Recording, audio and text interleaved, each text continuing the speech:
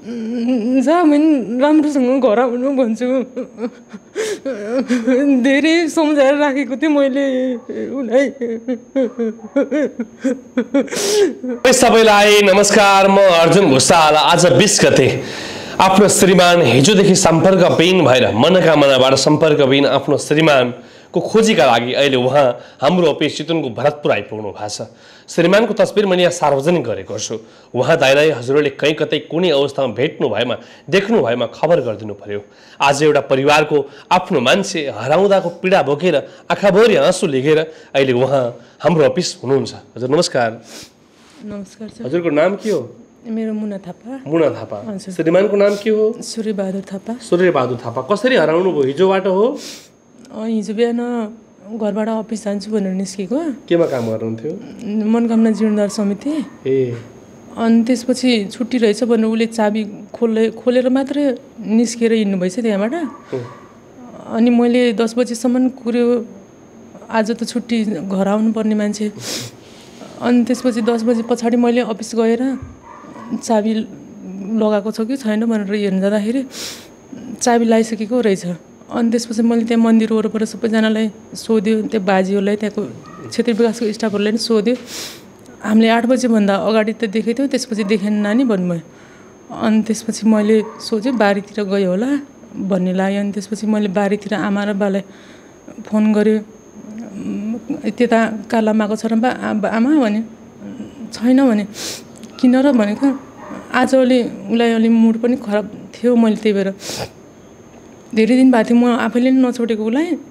अलिकति होइन त्यस्तो धेरै कुरा सोच्ने, एक्लै बस्ने, अनि मोबाइल हेर्दै नहेर्ने, हामी आमा छोरासँग गफै नगर्ने, उही एक्लै बसेर नि पाराको भएको थियो क्या। अनि मैले धेरै भएको थिएँ नछोडेको उसलाई।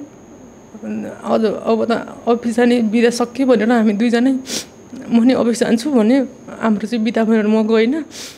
अनि उसको नि बिदा भयो होला भनेर मैले खोज्न थालेँ त्यतिखेरबाट। त्यसपछि हामीले 12 बजीसम्म त्यही गाउँ वरपर बारीतिर सबै ठाउँमा खोज्यो, भेटाएन। अनि केबुल कारमा बुझ्न आउँदाखेरि केबुल कारको गेटबाट नि नछिरेर बाहिरबाट काउन्टरमा गएर बिल काटेर झरिसकेछ उ त। सूर्यबहादुर थापा हैन केही भन्नुहुन्छ श्रीमानलाई? सधैँ जहाँ जाँदा नि भनेर जाने मान्छे एक्कासी यसरी जान्छु पनि नभनिकन फोनै स्विच अफ गरेर गइदियो। हामी यहाँ बेलुका 1 बजीसम्म सबै बजार खोज्यो, यता बुढै सबै ठाउँमा खोज्यो। 10-12 जना भएर चौकीमा नि हामीले गरेको, हामी सक्दो गर्छ, तपाईँ पनि सक्दो गर्नु भन्यो। त्यसपछि हामीले अहिलेसम्म केही खबर गर्नु पाएन चौकीबाट नि। आफ्नो श्रीमानलाई केही भन्नुहुन्छ? जामिन राम्रोसँग घर आउनु भन्छु। धेरै सम्झाएर राखेको थिएँ मैले उसलाई। त्यसरी मन नआत्तिनु, धेरै नखेलाउनु भनेर। आज आफ्नो श्रीमान सँगै जीवन जिउने कसम खाएर जोडिएको एउटा पवित्र नाता आफ्नो श्रीमान सम्पर्कविहीन हुँदा एउटा श्रीमतीलाई परिरहेको पीडा म बुझ्न सक्छु। अहिले आँखाभरि आँसु बोकेर श्रीमान खोज्न हिँड्नु भएको छ। घरमा बालबच्चा, आज कति गाह्रो अवस्था छ। कहीँ भेटिने प्रयास गर्नु भएको छ, तर कहीँ खबर नआउँदा झन् मन आत्तिएको छ। थोरै पछिल्लो समय उहाँ एक्लै बस्ने एकोरो पाराको हुनुभएको रहेछ। म एकदमै सूर्यबहादुर थापालाई सम्पर्कमा आउन आग्रह गर्छु। कहीँ कतै कसैले कुनै अवस्थामा भेट्नु भएमा देख्नु भएमा प्लिज खबर गरिदिनु होला। आज यो परिवारलाई परिरहेको पीडा, यो चाडबाडको बेला यो परिवारलाई परिरहेको पीडा म बुझ्न सक्छु। कहीँ कतै कसैले कुनै अवस्थामा उहाँलाई भेट्नु भएमा देख्नु भएमा हाम्रा नम्बर हो 98 514 941 98 550 51 341 98 015 64 807 मा फोन गरिदिनु होला प्लिज। म बारम्बार भनिरहेको छु, यो मासे सबैसम्म प्रवाह गरिदिएर उहाँको खोजीमा जुटिदिन आग्रह गर्छु। अहिले परिवार, आफ्ना आफन्तीहरू सबैजना चिन्तामा हुनुहुन्छ। उहाँको खोजीका लागि सिङ्गो परिवार समाज खोजीमा जुटेको छ, तर केही अत्तो पत्तो छैन।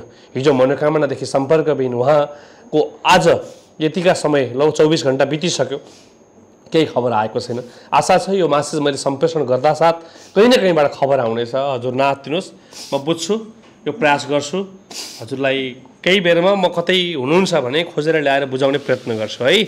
आत्ति नै होइन, आफूलाई कमजोर बनाउने होइन। यहाँ कुनै पैसा लाग्दैन, केही लाग्दैन, म खोज्छु है। यो म्यासेज सबैसम्म प्रवाह गरौँ। उहाँको खोजीमा सबैजनालाई जुटिदिन आग्रह गर्छु। नमस्कार।